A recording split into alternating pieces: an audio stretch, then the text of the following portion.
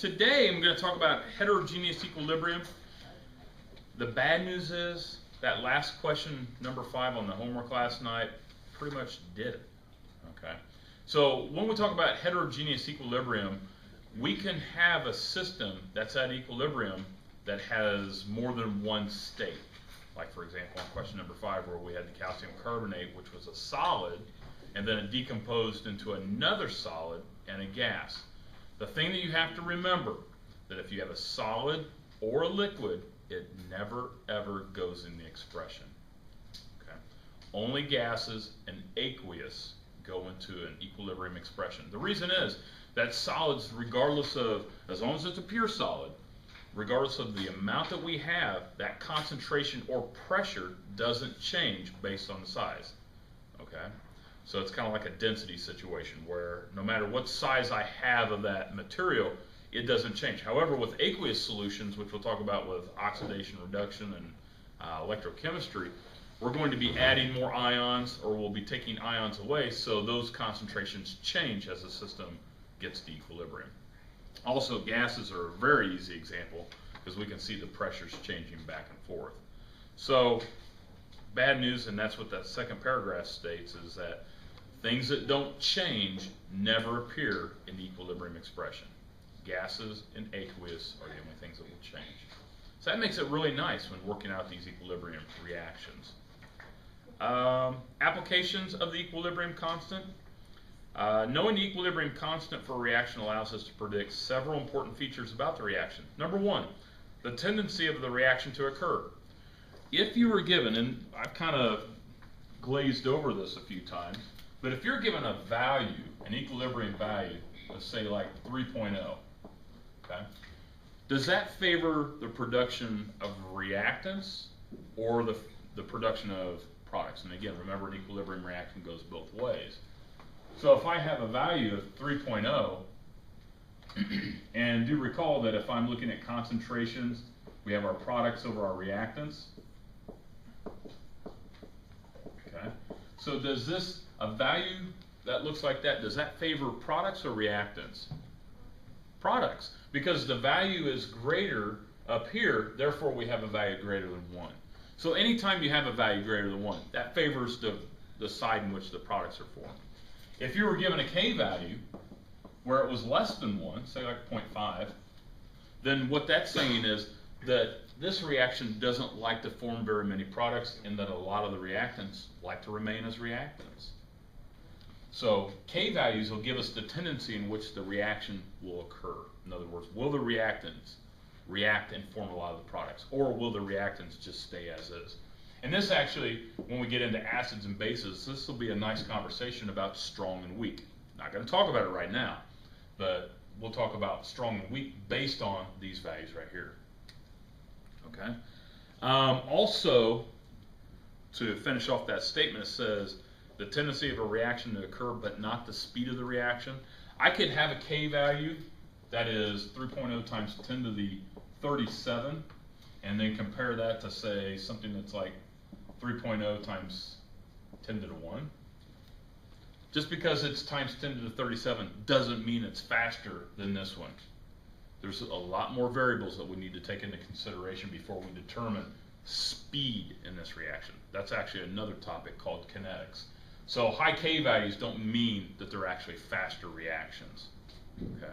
So don't look at big and go, oh, wow, that's really fast. No, what that means is this reaction likes to form a lot of products and not have so many reactants at equilibrium. Okay? All right, number 2, whether or not a given set of concentrations represents an equilibrium condition. We did that, and you'll do some more of that today in the homework, where we talk about Q and K. Okay, so if you have Q is equal to K, where are we at in the reaction? We're at equilibrium. Very good. So if I give you a set of concentrations or a set of pressures, and it just so happens to equal K, we're at equilibrium. Okay. And then if we have another set of conditions where Q is greater than K, what can we say about the reaction? Number 1, it's not at equilibrium, and to get to equilibrium, it needs to shift in which direction? To the left. Because if Q is greater than K, that means that the number on top is greater than the number on the bottom. And don't forget that products are on top or the reactants are on the bottom. So we need to shift in the direction that reduces the number of products but increases the number of reactants, which is that direction. Okay? And then the last one is if Q is less than K, then it's going to shift to the right for the opposite reason that we just discussed there. Okay, so that's stuff that we've already talked about, or should have talked about. Number 3, the equilibrium position that will be achieved from a given set of initial concentrations. That's piggybacking right off of this. So if I'm giving you an initial set of concentrations or pressures, can you tell me if it's at equilibrium? If not, which direction does it need to go? Okay. Let's see. The next statement there, the inherent tendency for a reaction to occur is indicated by the magnitude of the equilibrium constant. A K value much larger than 1 means that the equilibrium reaction will consist mostly of products, where a value less than 1 means that it will consist mostly of reactants. I think I already stated that. Also, it is important to understand that the size of K, the equilibrium constant, and time are not related. Okay? They are not directly related. That's a whole nother topic. Okay? All right, let's look at the example here. Does that make sense? I think a lot of that was stuff that we've already talked about, just kind of bringing it all together. The first example at the bottom of the front side says calculating equilibrium pressures for an unknown pressure and a known K.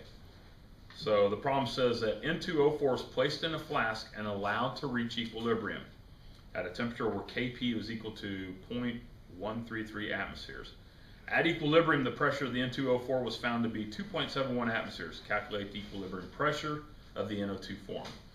So here is our equation that's given here.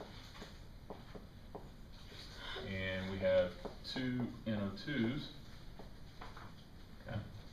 Now, what did I say? If you're not sure what to do with an equilibrium problem, start by writing the expression. Very good. So if you're like, whoa, how do I start this? Write the expression. So we know that we're at equilibrium, so K is going to be equal to what? Products over reactants. And are we given concentrations or pressures for this problem? Pressure. So our equilibrium expression will look like this. Okay, use your partial pressures or parentheses. Since we have the coefficient 2, put a square on that. And the same thing with the NO2. Okay. Do we know the K? Is the K given in this problem? Yeah, it's 2.71. Okay. Let's see, what else?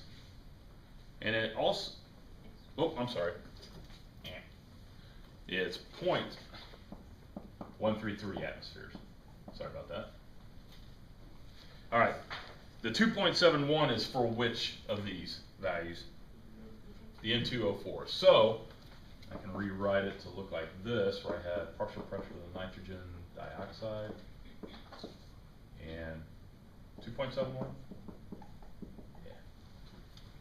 Okay. So, and the question wants to know, what is the partial pressure of the nitrogen dioxide? Looks like algebra from this point on. So let's move diagonally because we want to isolate NO2 by itself. So now we have this times 2.71. And what's that all equal to? This right here, our partial pressure of the nitrogen dioxide squared. And this works out really well. So how in the world can I find out what the partial pressure of nitrogen dioxide is? What do I do? Or what do I need to do? Okay, I'll do that, but I'll also take the square root, because I have this square here, and when I multiply those two together, I'm going to have atmosphere squared. So, actually we can multiply those together if you like. 3, just leave it in your calculator and don't round it. So I've got, let's see, 0.36043, and that is atmosphere squared, and that's equal to our partial pressure of the nitrogen dioxide. So I need to square all of that. So now I've got partial pressure of nitrogen dioxide is equal to what? Okay, so 0.06. And what's my unit? Atmosphere, because I have atmosphere squared here, and if I'm taking the square root of it, then I'm just left with atmosphere. I got 0.600358. Yeah. Yeah. I thought that's what you were saying. Sorry about that. Okay. That's a fun one. That's pretty easy. And I think that's what the majority of your homework is on the back side. All right. Calculating equilibrium pressures for an unknown, or I'm sorry, for a known mole amount and an unknown K. Oof. Unknown K. At a certain temperature, a 1 liter flask initially contained 0.298 moles of PCl3 and 8.7 times 10 to the negative 3 moles of PCl5. After the system had reached equilibrium, 2.0 times 10 to the negative 3 moles of chlorine was found in the flask. From the balanced equation below, calculate the equilibrium concentrations for all species and the value of K. Today is your introduction to ice chart. All right, so for the ice chart, you've got to start off with the balanced equation. All right, so we've got PCl5 that decomposes into PCl3 and chlorine. Now, in your ice chart, you want to have the balanced equation, and then we'll put I, C, and E. Ice. Okay, what the I, C, and E represent are my initial conditions, concentrations or pressures, my change in the pressures or concentrations, and my concentrations or pressures at equilibrium. So initial, the change, and at equilibrium. Pretty cool. I didn't invent it, so I can't get credit for this. Yeah. So our conditions initially, the start. C is our change.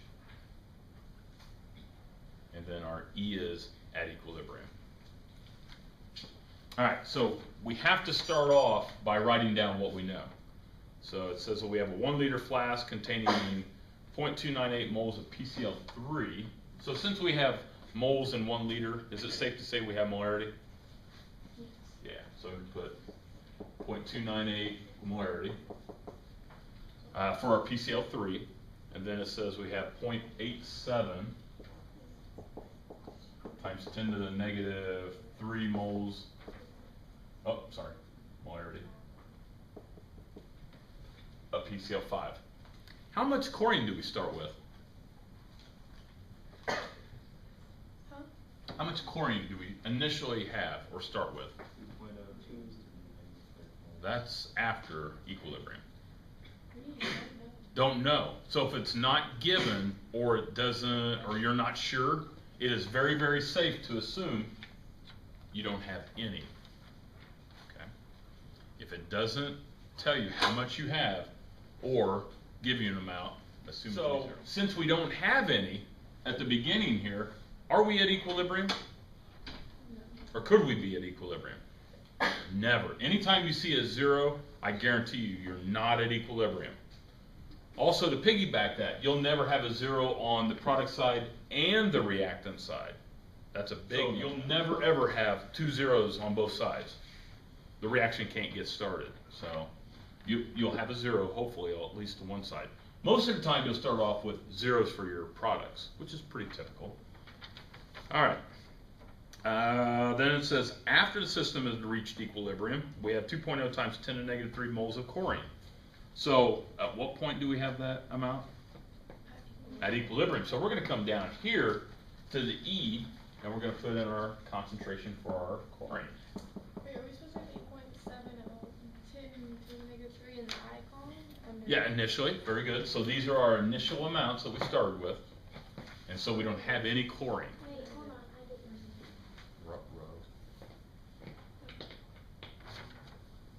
Okay. So again, it says initially it contained 0.298 moles of PCl3 and 8.7 times 10 to the negative 3. So those are our initial amounts, and we didn't get any information about chlorine, so it's 0. Then at equilibrium, we notice that we had this amount of moles in the 1 liter flask. So at equilibrium, that's our amount of chlorine. Yeah, for chlorine, sorry. All right, now, if we started with 0 and we now have 2.0 times 10 to the negative 3, what is our change for chlorine? Yeah. Is it a positive or a negative value? It's a positive value. It increased. Okay. So that means the change will always have either a plus value or a negative value. Okay, so your change will always have a positive or a negative sign. Okay, so we started with no chlorine. We finished with 2.0 times 10 to the negative 3. That means that we increased the chlorine by that amount. Okay, my question to you is, where did this chlorine come from? Yeah, the PCl5. So if I look at the balanced equation, it's a 1 to 1 to 1 relationship. If I break down 1 mole, okay, and again, I'm using a whole number here. If I break down 1 mole PCl5, how many moles of PCl3 am I going to make? If I decompose 1 mole of this, how many moles of this is going to be formed? 1. If I decompose 1 mole of this, how many moles of chlorine is going to be formed? 1. Okay, and don't freak out and go, wait a minute, that adds up to 2. You know, think of it like this. Here's PCl5. When it decomposes, I now have 1 mole of PCl3 and chlorine. Okay. What kind of noise was that back there? Is that Ashley trying to? Oh, shoe. Okay, good response. I was like, that was a long, drawn-out one there. All right, so yes, this did come from the PCl5. So very good. It would be a negative value. So it decreased by that amount. Excellent. Okay. So if the chlorine is formed, it has to come from somewhere. Okay. All right. Now for the $64 question. What is my change for PCl3? Based on all that information I just gave you guys. Excellent. And think of it like this. The double arrows is a fence. Okay. Everything on this side, okay, for this reaction, for this problem, are going to be positive values. Everything on this side are going to be negative. You won't have, say like over here on the PCl3, you won't have a negative and a positive on the product side. You'll either have positives for everybody or negatives for everybody. Remember that. You can't kind of do one does the other thing. All right. So now that we have our change concentration intact, now we can go through and find out what our values are at equilibrium. So if let's see how good you guys are. If I start off with 0.298 and then add this, what's my concentration at equilibrium? Yeah, nice. The other class had to get a calculator out. Pretty good stuff. And so then we subtract these two. So I have 6.7. What's that? And then your concentration for the PCl5 will be the 0.87 minus that, so it should give us something close to that. Okay. So now we have our concentrations at equilibrium, which is pretty good, because if we want to find a K value, where do we care in the equilibrium reaction? At equilibrium. That's why they call it equilibrium constant. So now we get to do our K. How will I write my expression? PCl3, good. So I'm going to have my products. And the bad news is these are all values of 1. So concentration of PCl3 times the concentration of chlorine. Ugh, that's a bad one. And that'll be over the PCl5.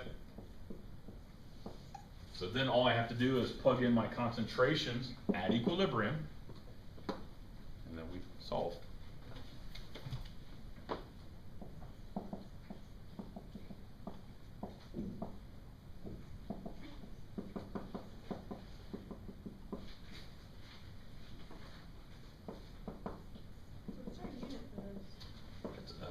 Just what I was going to ask. What is our unit for this?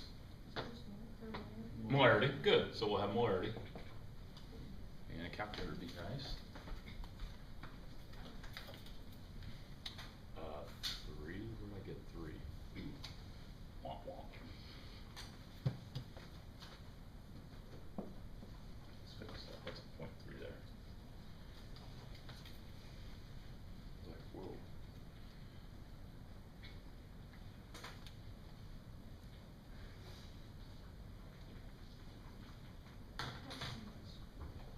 If I get 0.089 or we'll go 0.090.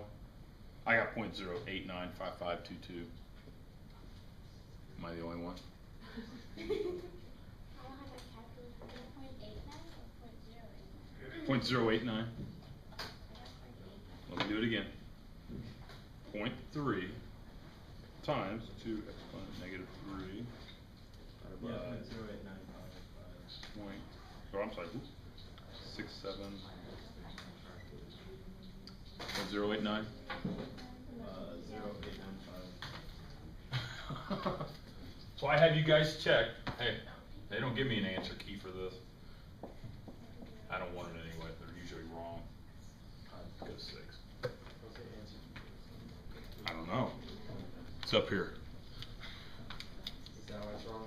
That could explain a lot. All right, questions on this? Bad news, guys, listen up here. Bad news is you don't have a problem like this one today. I wanted to introduce the ice chart because we're going to use this forever. Now, here's another thing. The ice chart itself, right here, this is an organizational system. It will never be graded. Okay? It'll never be graded, but it really helps for us to get to this point right here.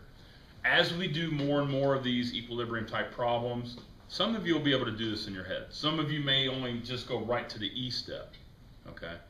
But until you get comfortable, until you get very, very good at doing this, don't focus on omitting that because a lot of mistakes take place. So ice charts will never be graded, but they are great for organizational purposes.